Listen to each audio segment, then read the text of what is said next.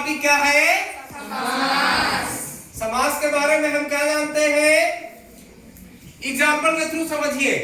देखिए, जैसे मैंने यहां पर लिखा घोड़े पर सवार। एक दूसरा एग्जाम्पल मैंने ले लिया, यहां पर मैंने लिखा गुरु के लिए दक्षिणा। ठीक? या फिर रसोई के लिए घर। मुझे क्या करना है कि यहां पर एक शब्द ये है, दूसरा शब्द ये है। ये जो इन बीच में, इन दोनों के बीच में संबंध बताने के लिए एक अन्य शब्द का प्रयोग किया गया है। ठीक है? मैं कुछ ऐसा करूं कि जो सेंस यहां पर निकल रहा है उसी सेंस को देता हुआ मैं एक शब्द बना दूं, तो मैं इसको क्या लिख सकता हूं? मैं इसको लिख सकता हूं घुड़सवार। जो अर्थ घोड़े पर सवार का निकल रहा है वही अर्थ घुड़सवार का भी निकल रहा है। यहां पर देखिए, पहला पद है गुरु और दूसरा पद है दक्षिणा।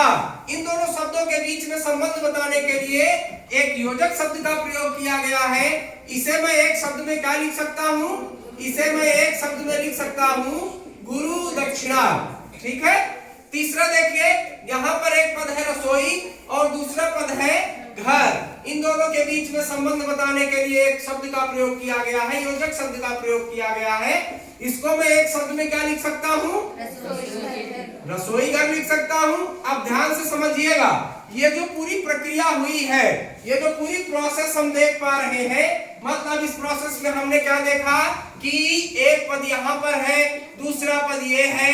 तो यहाँ पर जो पहले पद आने वाला है इसको हम पूर्व पद कहेंगे, बाद में जो आने वाला पद है उसे हम उत्तर पद कहेंगे, उत्तर पद और पूर्व पद को जोड़ने वाले पद को हम योजक शब्द कहेंगे, और पूर्व पद और उत्तर पद को मिला करके हम एक अन्य पद बनाएंगे जिसे हम समस्त पद या सामासिक पद कहेंगे।